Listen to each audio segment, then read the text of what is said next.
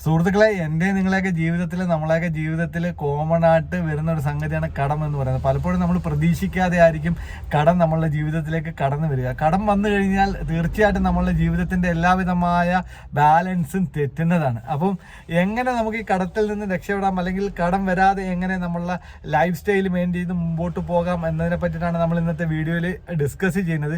അപ്പോൾ പരമാവധി വീഡിയോ മുഴുവനായിട്ട് കാണാൻ വേണ്ടി ശ്രമിക്കുക. അപ്പോൾ ശരിക്കും നമ്മൾ പലപ്പോഴും നമുക്ക് ചുറ്റും കാണുന്ന ആളുകളിൽ കടം ഉള്ള ആളുകളിലേക്ക് നിരീക്ഷിച്ചാൽ നമുക്ക് ഈ കോമൺ ആയിട്ടുള്ള കാര്യങ്ങൾ നമുക്ക് കാണാൻ സാധിക്കും. നമ്മൾ പലപ്പോഴും നമ്മളുടെ വരുമാനത്തെ നമ്മൾ മനസ്സിലാക്കാതെ നമ്മൾ ചെലവഴിക്കുമ്പോഴാണ് കടം നമ്മളിലേക്ക് വരിക. അതല്ലെങ്കിൽ അറിയാത്ത ഏതെങ്കിലും തരത്തിലുള്ള ബിസിനസ്സിലേക്ക് ചെന്ന് ചാടിയിട്ട് നമ്മളെ പണം നഷ്ടപ്പെട്ടിട്ട് അങ്ങനെ കടത്തിലേക്ക് പോയ ആളുകളുണ്ട്. അപ്പോൾ ആ രൂപത്തിൽ നമ്മൾ ഒന്നാമതായിട്ട് ചെയ്യേണ്ടത്, നിങ്ങളിപ്പോൾ കടമുള്ള ആളാണ് എങ്കിൽ അത് 1000 രൂപയുടെ കടമായിക്കൊള്ളട്ടെ, അല്ലെങ്കിൽ 10 ലക്ഷത്തിൻ്റെ കടമായിക്കൊള്ളട്ടെ, എത്ര രൂപയുടെ കടമാണെങ്കിലും ആ കടം എന്നെ കൊണ്ട് വീട്ടാൻ സാധിക്കുമെന്നൊരു കോൺഫിഡൻറ്റ് നമ്മളിൽ ഉണ്ടാക്കി എടുക്കാൻ വേണ്ടിയിട്ട് ഞാൻ ഈ പറയുന്ന കാര്യങ്ങൾ നിങ്ങൾ ശ്രദ്ധിച്ചാൽ വളരെ എളുപ്പത്തിൽ നമുക്കത് സാധിക്കുമെന്നുള്ളതാണ്. എന്ന് പറഞ്ഞാൽ നമ്മളെ വരുമാനത്തെ കൃത്യമായി നമ്മൾ അറിഞ്ഞിരിക്കുക എന്നുള്ളതാണ്. നമ്മളുടെ ഇൻകം എന്ന് പറയുന്നത് ചിലപ്പോൾ ഒരു 25,000 ആയിരിക്കാം, അല്ലെങ്കിൽ 30,000 ആയിരിക്കാം, അല്ലെങ്കിൽ 45,000 ആയിരിക്കാം, അല്ലെങ്കിൽ 1,00,000 രൂപ വരുമാനമായിക്കൊള്ളട്ടെ. എത്രയാണെങ്കിലും നമ്മളുടെ വരുമാനത്തെ, ഇൻകത്തെ നമ്മൾ ഡിഫൈൻ ചെയ്യുക എന്നുള്ളതാണ്. അത് ബോധ്യമാവുക എന്നുള്ളതാണ്. നമുക്ക് ഇത്ര രൂപയാണ് നമ്മളുടെ വരുമാനം എന്ന് നമ്മൾ ബോധ്യമായി കഴിഞ്ഞാൽ ആ വരുമാനത്തിനകത്ത് മാത്രം എന്ന് പറഞ്ഞാൽ ആ വരുമാനത്തിൻ്റെ അകത്ത് എന്ന് പറയുമ്പോൾ പരമാവധി ഒരു 20% അകത്ത് നമുക്ക് എക്സ്പെൻഡിച്ചർ നമ്മൾ ഷെഡ്യൂൾ ചെയ്യുക എന്നുള്ളതാണ്. അതിനകത്തുള്ള ബാക്കിയുള്ള എല്ലാ ചിലവും നമ്മൾ ഒഴിവാക്കേണ്ടതുണ്ട്. ഞാനിത് പറയുമ്പോൾ എൻ്റെ ഒരു സുഹൃത്ത്, അദ്ദേഹത്തിന് കടം കുറച്ചുണ്ടായിരുന്നപ്പോൾ, അദ്ദേഹം 5 സിഗരറ്റ് വലിക്കുന്ന ആളായിരുന്നപ്പോൾ കടം കൂടിയപ്പോൾ അദ്ദേഹം ഒരു പാക്കറ്റിലേക്ക് മാറി എന്ന് പറഞ്ഞാൽ ഇരട്ടിയായി വലി. അപ്പോൾ അവിടെ എന്താ എക്സ്പെൻസ് കൂടിയാണ് ചെയ്തത്. അത് നമ്മളുടെ മെൻ്റൽ പവറിൻ്റെ കുറവാണ് അത് ആ സൂചന നൽകുന്നത്. ചിലർ മദ്യത്തിലേക്ക് പോകും, അതായത് മദ്യപിക്കുന്നത് കൂടും. അപ്പോൾ അവിടെ ഒരു എക്സ്പെൻസ് വർദ്ധിക്കുകയാണ് ചെയ്യുന്നത്. നമ്മൾ എന്താ പറയുക, ചിലവ് കുറയ്ക്കണം. നിങ്ങൾക്ക് കടം കൂടുതലാണെങ്കിൽ നിങ്ങളുടെ ചിലവ് കുറച്ചേ പറ്റൂ. നമ്മൾ പുറത്തുനിന്ന് ഭക്ഷണം കഴിക്കുന്ന ആളാണെങ്കിൽ അത് ഒഴിവാക്കണം. വീക്കിലി സിനിമയ്ക്ക് പോകുന്ന ആളാണെങ്കിൽ അത് ഒഴിവാക്കണം. സിനിമ കാണണ്ടാന്ന് വെക്കണം. അതേപോലെ ചിലപ്പോൾ ഒരുപക്ഷെ നമ്മളുടെ വൈഫൈ, വീട്ടിലെ വൈഫൈയോ കേബിളോ ഒക്കെ കട്ട് ചെയ്തിട്ട് ചിലപ്പോൾ എക്സ്പെൻഡിച്ചർ കുറയ്ക്കേണ്ടതാണെങ്കിൽ കുറയ്ക്കണം. അത് നമ്മൾ ട്രാവൽ ചെയ്യുന്ന ആളാണെങ്കിൽ അതിനെ പരമാവധി എന്ത് ചെയ്യണം, കുറയ്ക്കണം. 2 വീലറിൻ്റെ ഉപയോഗം മാറ്റിയിട്ട് പ്രൈവറ്റ് ബസ്സിലേക്ക് മാറ്റണം.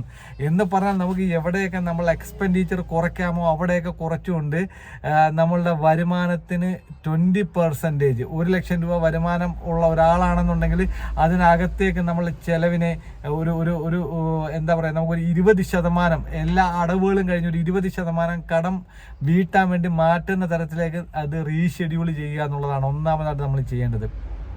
നമുക്കങ്ങനെ എക്സ്പെൻഡിച്ചർ കുറയ്ക്കാൻ സാധിക്കാത്തത്ര ടൈറ്റാണ് നമ്മളെങ്കിൽ നമ്മൾ ചെയ്യേണ്ടത് വരുമാനം വർദ്ധിപ്പിക്കുക എന്നുള്ളതാണ്. ഇപ്പോൾ ഒരു 20,000 25,000 രൂപ ശമ്പളമുള്ള ഒരാളാണ് എന്നുണ്ടെങ്കിൽ ഒന്നെങ്കിൽ ജോലി ക്വിറ്റ് ചെയ്തിട്ട് കൂടുതൽ ശമ്പളമുള്ള ജോലി കിട്ടുമെന്ന് ഉറപ്പുണ്ടെങ്കിൽ എന്ത് ചെയ്യുക, ഈ ജോലി ക്വിറ്റ് ചെയ്യാൻ പറയുമ്പം മറ്റൊരു ജോലി ഉറപ്പാക്കിയിട്ട് വേണം ജോലി കളയേണ്ടത്, അല്ലെങ്കിൽ ഈ 25,000 കൂടി ഇല്ലാതാവും. അപ്പോൾ നമുക്ക് ഒരു 30,000 രൂപ അല്ലെങ്കിൽ 35,000 രൂപ ശമ്പളം കിട്ടുന്ന ഒരു ജോലി കിട്ടുമെന്നുണ്ടെങ്കിൽ നമ്മൾ അത് നേടുക. അല്ലെങ്കിൽ ഗൾഫിലേക്ക്, വിദേശത്തേക്ക് പോയിട്ട് നേടാൻ പറ്റുമെങ്കിൽ അങ്ങനെ. എങ്ങനെയായിരുന്നാലും നമ്മൾ എക്സ്പെൻഡിച്ചർ കുറയ്ക്കാവുന്നതിൻ്റെ പരമാവധി കുറച്ചിട്ടും നമുക്ക് മിച്ചമൊന്നും ഇല്ല, കടം വീട്ടാനുള്ള പൈസ ബാക്കി കിട്ടുന്നില്ല എന്നുണ്ടെങ്കിൽ നമ്മൾ വരുമാനം കൂട്ടിയേ പറ്റൂ. അപ്പോൾ ഒന്നുകിൽ ഇൻഡിവിജ്വലി പേഴ്സണലി നമുക്ക് എന്ത് ചെയ്യണം, നമ്മളെ വരുമാനം കൂട്ടണം. അപ്പോൾ അതിനെന്ത് ചെയ്യണം, നമ്മളൊരു ബെറ്റർ ഇൻകമുള്ളൊരു മറ്റൊരു ജോലി കണ്ടെത്താം, അല്ലെങ്കിൽ ഒരു അഡീഷണൽ വരുമാനം കണ്ടെത്താം. ഞാൻ മറ്റൊരു വീഡിയോ പറഞ്ഞ പോലെ സ്വിഗ്ഗിയുടെയൊക്കെ ഞായറാഴ്ചകളിൽ, സൺഡേകളിൽ, അവധിയുള്ള ദിവസങ്ങളിൽ നമുക്ക് എന്ത് ചെയ്യാം, ഓൺലൈൻ ഡെലിവറിക്ക് പോയിട്ട് അങ്ങനെ ഒരു വരുമാനം കണ്ടെത്താം. അല്ലെങ്കിൽ ഓവർ ടൈം വർക്ക് ചെയ്തിട്ട് കണ്ടെത്താം. അല്ലെങ്കിൽ ഇൻസെൻറ്റീവ് വഴി നമുക്ക് വരുമാനം കൂട്ടാൻ വേണ്ടി ശ്രമിക്കുക. ആ രൂപത്തിൽ എക്സ്ട്രാ വരുമാനം കണ്ടെത്തുക എന്നുള്ളതാണ്.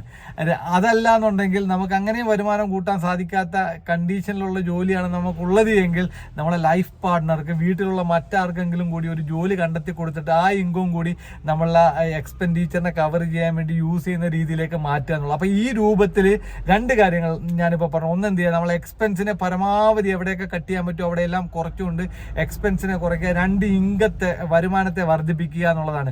അപ്പോൾ ജോലി ചെയ്യുന്ന ആളുകളാണെങ്കിൽ മറ്റൊരു ജോലി കണ്ടെത്തുക, അതിലെന്നുണ്ടെങ്കിൽ എക്സ്ട്രാ ടൈം വർക്ക് ചെയ്യുക, അതിലെന്നുണ്ടെങ്കിൽ വീക്കെൻഡ്സിലുള്ള സൺഡേകളിൽ വർക്ക് ചെയ്യുക, അവധി ദിവസങ്ങളിൽ വർക്ക് ചെയ്യുക, മറ്റ് ജോലികൾക്ക് പോവുക എന്നുള്ളതാണ്. മറ്റ് പാസീവ് ഇൻകം നമ്മൾ കണ്ടെത്തുക എന്നുള്ളതാണ്. ആ വഴി നമുക്ക് വരുന്ന വരുമാനത്തെ, അധിക വരുമാനത്തെ, ഏറ്റവും ചെറിയ കടത്തെ വീട്ടാൻ വേണ്ടി നമ്മൾ ഉപയോഗിക്കുക എന്നുള്ളതാണ്. നമ്മൾ ഇപ്പോൾ എല്ലാ ആളുകൾക്കും പല രൂപത്തിലുള്ള കടം ഉണ്ടാവും. അപ്പം നമുക്ക് ഏറ്റവും ചെറിയൊരു കടം ഉണ്ടാവും. അപ്പോൾ അതിലേക്ക് ചിലപ്പോൾ ഒരു 20,000 50,000 ഒരു പണയം ഗോൾഡ് ലോൺ നമുക്കുണ്ടാവും. നമ്മൾ എന്ത് ചെയ്യുക, ആദ്യം അത് തീർക്കാൻ വേണ്ടിയുള്ള അടവ് നമ്മൾ ചെയ്യുക. അതല്ലെന്നുണ്ടെങ്കിൽ തൊട്ടടുത്തൊരു സുഹൃത്തിന് ഒരു 5,000 രൂപ വാങ്ങിച്ചത് തിരിച്ചു കൊടുക്കാനുണ്ടാവും, 1 വർഷത്തിലധികമായിട്ടുണ്ടാവും. നമ്മളെന്ത് ചെയ്യുക, അത് ഓർത്തെടുത്തിട്ട് ആ പൈസ ഒരു 500 രൂപ വെച്ചിട്ട് അല്ലെങ്കിൽ ഒരു 1000 രൂപ വെച്ചിട്ട് 5 മാസം കൊണ്ട് അത് തീർക്കുക. നമ്മൾ എന്താ പറയുക, ഒരു ചെറിയ കടം നമ്മളെ കൊണ്ട് തീർക്കാൻ സാധിക്കുമെന്നൊരു കോൺഫിഡൻറ്റ് നമുക്ക് വന്നാൽ നമുക്ക് എത്ര വലിയ കടവും നമ്മളെ കൊണ്ട് തീർക്കാനാവും എന്നുള്ളതാണ് സൈക്കോളജി പറയുന്നത്. അപ്പോൾ ആ രൂപത്തിൽ ഏറ്റവും ചെറിയ ഒരു കടത്തിലേക്ക് നമ്മളൊക്കെ എന്ത് ചെയ്യാം, മിച്ചം വരുന്ന നമ്മൾ എക്സ്ട്രാ വർക്ക് ചെയ്ത് ഹാർഡ് വർക്ക് ചെയ്ത് ഏൺ ചെയ്യുന്ന എക്സ്ട്രാ പൈസ, അല്ലെങ്കിൽ നമ്മൾ എക്സ്പെൻസ് ചുരുക്കി നമ്മളെ സിഗരറ്റ് വലിയ ഒഴിവാക്കി, അല്ലെങ്കിൽ കള്ളുകൂടി ഒഴിവാക്കി, അല്ലെങ്കിൽ സിനിമയ്ക്ക് പോക്കിനെ ഒഴിവാക്കി, ഹോട്ടലിൽ നിന്ന് മന്തി കഴിക്കുന്ന പൈസയെ ഒഴിവാക്കി, അങ്ങനെ എവിടെയൊക്കെ നമുക്ക് പൈസയെ ഒഴിവാക്കാൻ സാധിക്കും, നമ്മൾ ഏതൊക്കെ ബാഡ് ഹാബിറ്റ്സിനെ വെട്ടിച്ചുരുക്കിയിട്ട് സേവ് ചെയ്ത് ആ പൈസ എന്ത് ചെയ്യുക, നമ്മളൊരു കടം വീട്ടാൻ വേണ്ടി കൊടുക്കുമ്പോൾ നമ്മൾ എന്ത് ചെയ്യുക, ആ ഒരു കോൺഫിഡൻറ്റ് നേടിയെടുക്കുകയാണ് ചെയ്യുന്നത്. മാനസികമായിട്ട് നമുക്കൊരു ബലം കിട്ടുകയാണ് ചെയ്യുന്നത്. അപ്പോൾ ഏൺ ചെയ്യാൻ പറ്റും, എന്നെ കൊണ്ട് സാധിക്കുമെന്നുള്ളൊരു നിലവാരത്തിലേക്ക് മാറുകയാണ് നമ്മൾ ചെയ്യുന്നത്. മറിച്ച് നമ്മൾ കടത്തിൻ്റെ ടെൻഷനിൽ നമ്മൾ സിഗരറ്റ് വലി കൂട്ടുക, മദ്യപാനം കൂട്ടുക, എക്സ്പെൻസ് കൂട്ടിയാൽ നമ്മൾ വീണ്ടും വീണ്ടും കടത്തിലേക്കും അതുവഴി ആത്മഹത്യയിലേക്കും മാത്രമേ പോവുകയുള്ളൂ. അപ്പോൾ ആ രൂപത്തിൽ നമ്മൾ എന്ത് ചെയ്യുക, നമ്മൾ ആ ചേഞ്ച് ഓഫ് ലൈഫ്, നമ്മളെ ജീവിതത്തിൽ മാറ്റം നമ്മൾ എന്ത് ചെയ്യുക, അനിവാര്യമായ മാറ്റം നമ്മൾ കൊണ്ടുവരിക. എന്നാൽ മാത്രമേ നമുക്ക് മുന്നോട്ട് പോകാൻ സാധിക്കൂ. അങ്ങനെ ചെറിയ കടം നമ്മൾ വീട്ടിൽ കഴിഞ്ഞാൽ എന്ത് ചെയ്യുക, അടുത്ത കടത്തിലേക്കുള്ള പൈസ നമ്മൾ കോൺട്രിബ്യൂട്ട് ചെയ്യുക. അപ്പോഴേക്കും നമ്മളുടെ ഈ പാസീവ് ഇൻകത്തിൻ്റെ വരവ് കൂടുമെന്നുള്ളതാണ്. ഓട്ടോമാറ്റിക്കലി നമ്മൾ അവിടെ സ്കിൽഡ് ആവും.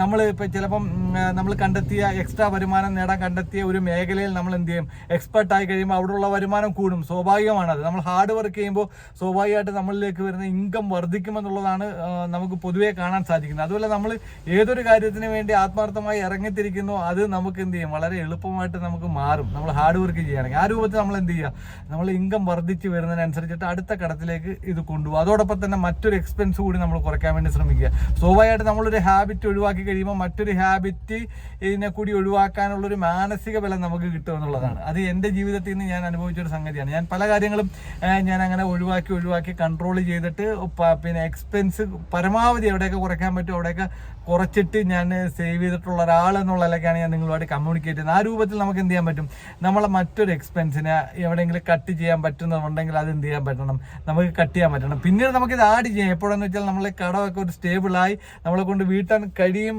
എന്ന് നമുക്ക് തോന്നിയാൽ നമുക്ക് ജീവിതത്തിൽ എൻ്റർടൈൻമെൻറ്റ് വേണ്ടെന്നല്ല, ജീവിതം ഒന്നേ ഉള്ളൂ. അവിടെ നമുക്ക് ആവശ്യമായ എൻ്റർടൈൻമെൻറ്റുകൾ നമ്മൾ കൊണ്ടുവരാം. അതോടൊപ്പം നമ്മൾ ശ്രദ്ധിക്കേണ്ടത്, നമ്മൾ കടം എന്ന് പറയുന്ന ഒരു സംഗതിയെ വീണ്ടും എടുക്കുകയില്ല എന്നുള്ളൊരു തീരുമാനത്തിൽ നമ്മൾ എത്തുക എന്നുള്ളതാണ്. നമ്മൾ ആവശ്യത്തിന് വേണ്ടി മാത്രം നമ്മൾ പണം ചെലവഴിക്കുക എന്നുള്ളതാണ്.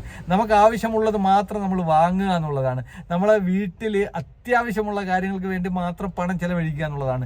കടം വാങ്ങിച്ച് അനാവശ്യമായ കാര്യങ്ങൾക്ക് ചെലവഴിക്കുകയില്ല എന്നൊരു തീരുമാനം എടുത്താൽ തന്നെ കടത്തെ നമുക്ക് മാറ്റി നിർത്താൻ സാധിക്കും. ഇപ്പം നമ്മളൊരു വണ്ടി കംപ്ലൈൻ്റ് ആയി, അല്ലെങ്കിൽ ഒരു ഫോണ് കംപ്ലൈൻ്റ് ആയി, അല്ലെങ്കിൽ എന്തെങ്കിലും ഒരു സംഗതി വന്നു, അത് പുതിയത് വാങ്ങാതെ അത് തന്നെ റിപ്പയർ ചെയ്ത് ഉപയോഗിക്കുക.